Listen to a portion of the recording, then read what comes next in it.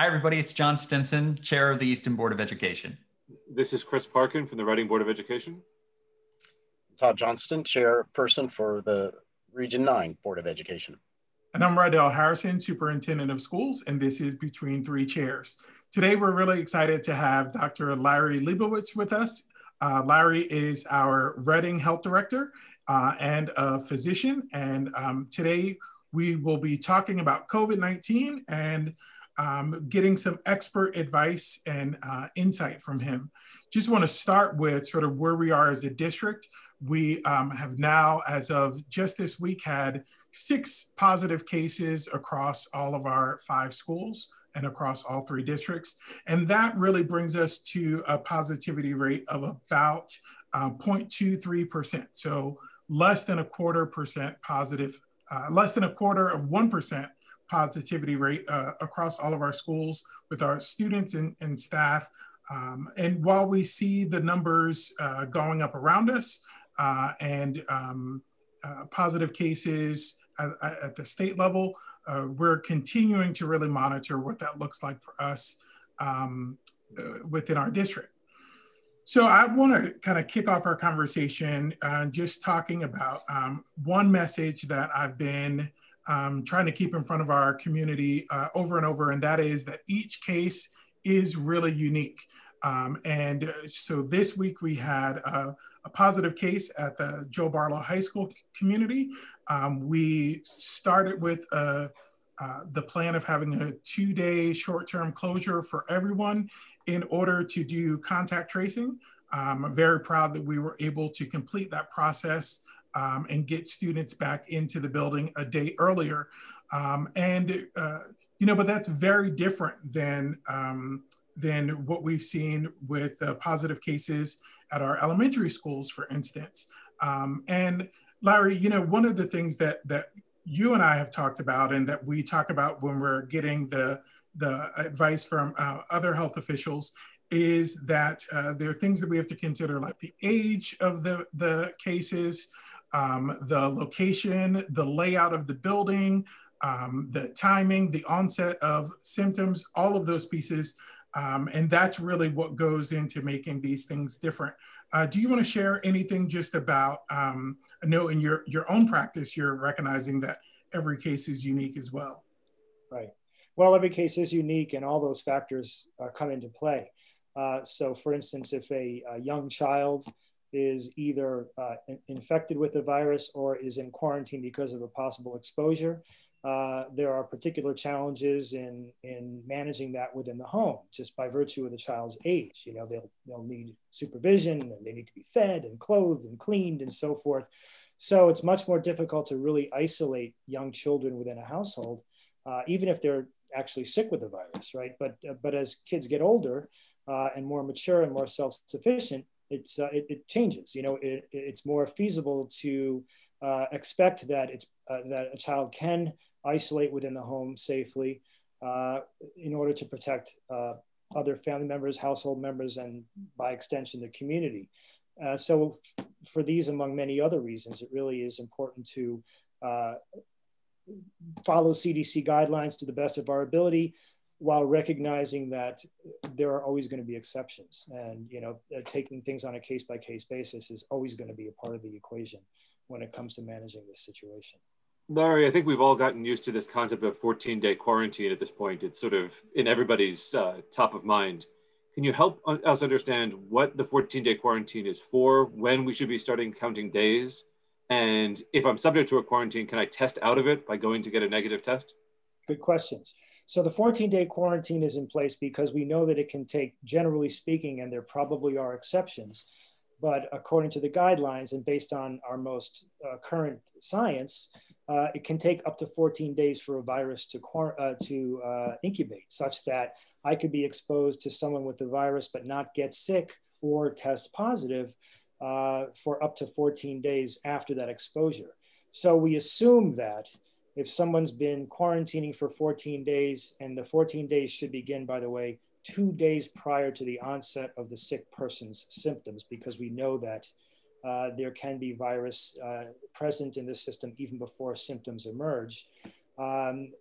if we quarantine for the full 14 days, it's safe to assume, without symptoms, assuming we stay well, it's safe to assume that it's reasonable to reemerge and re-enter the community without putting others at undue risk. So, you know, we know that it can take as few as 2 days, but up to 14 days for a virus to incubate. And that's the basis for the 14-day quarantine.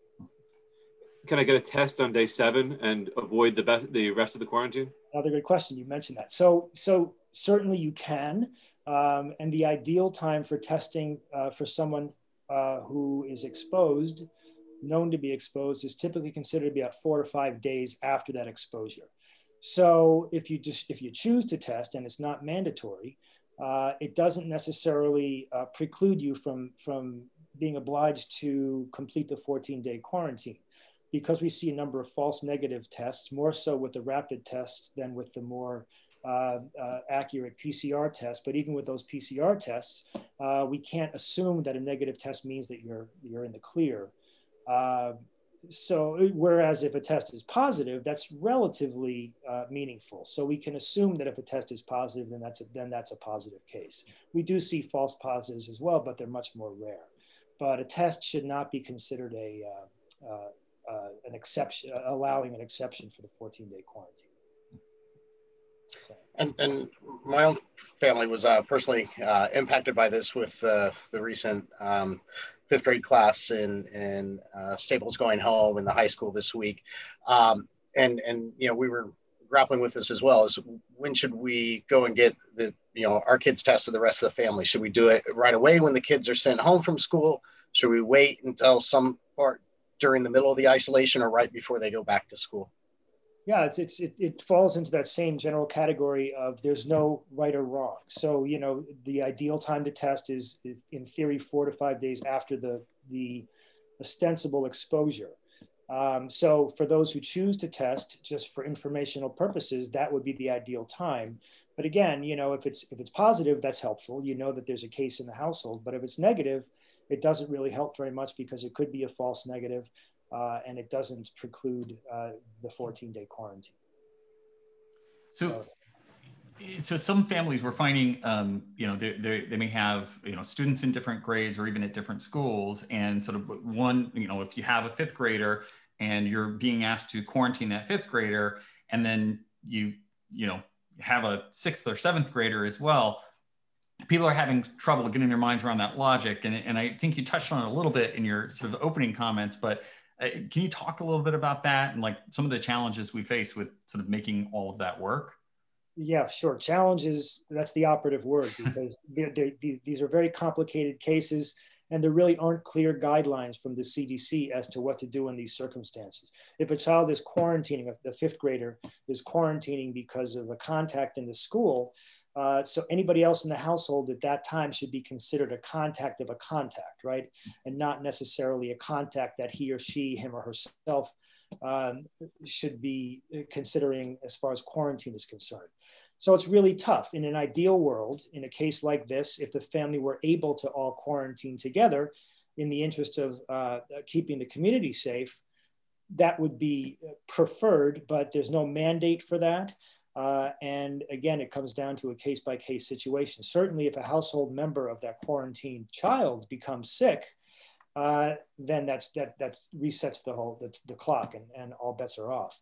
But assuming that there's a reasonable effort within the household to isolate that contact from the rest of the household and people remain healthy, then I don't think they ought to be held to a quarantine. You know, our goal is to keep kids in school for as many days as possible, and to keep schools open as long as we can as well. So we have to balance the safety of the community with what's best for the child in terms of cognitive development and education and socialization. You know, these things matter as well. They're not as measurable, but they're really important. So we have to kind of find a balance, again, taking each case as a unique situation and trying to counsel that family accordingly. We want to try to keep life going to the extent that it's reasonable and safe for the community. So, you know, these are case-by-case situations, and it's challenging. How should families handle it if somebody in their household tests positive? Who should they tell? Who should they not tell? What's the best way to help ensure that the community stays safe in those situations? Really important. I would certainly, the child's school ought to be notified for sure. And I think it ought to be, the parents ought to really do all they can to make sure that anyone who that child has been in contact with is notified so that they can begin to make proper decisions for themselves. I think it's the right thing to do.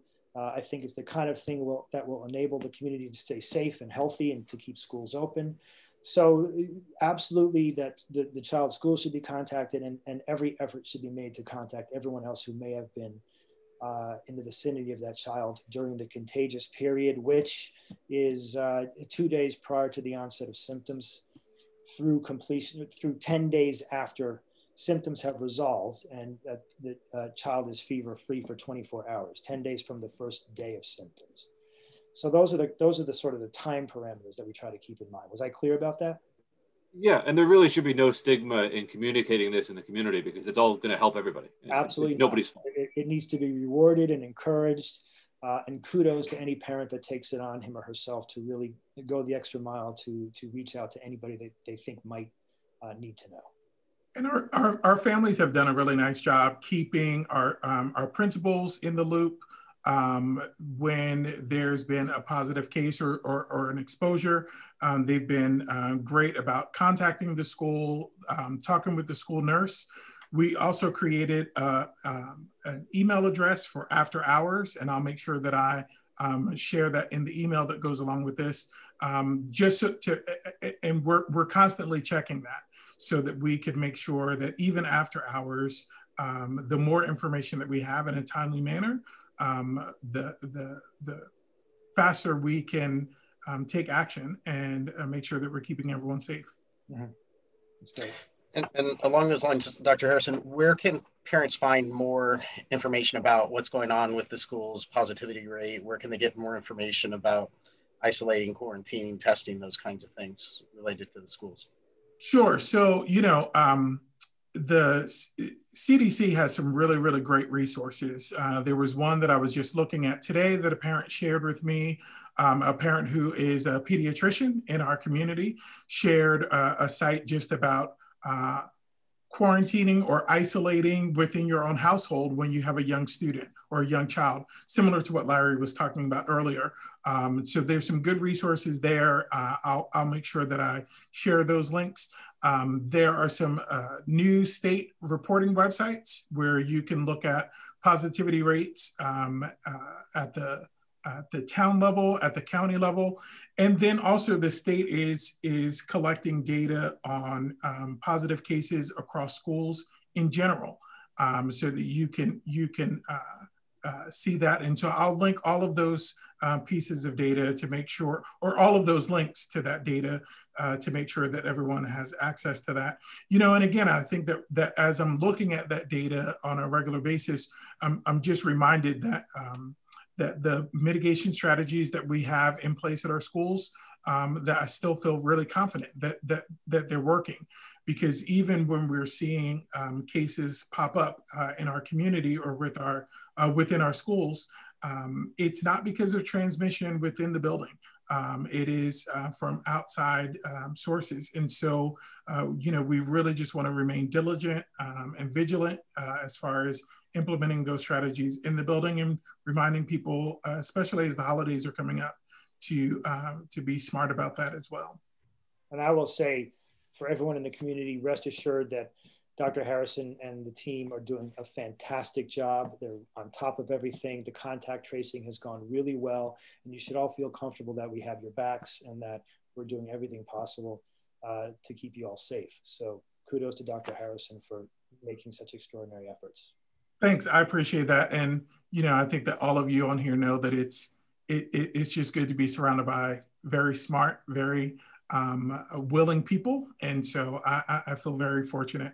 And we take the health of your children very seriously. Try to think like a parent first. And I've always said that I try to treat all of our students like their last name is Harrison and try to make decisions that I would want somebody to make for my sons. So thank you all for this special edition of Between Three Chairs. And Larry, it's good to have you, not just here, but just as a part of our community and lending your expertise and support. Thanks, it's always a pleasure. All right, take care, have a good one. Everybody be safe. Bye-bye.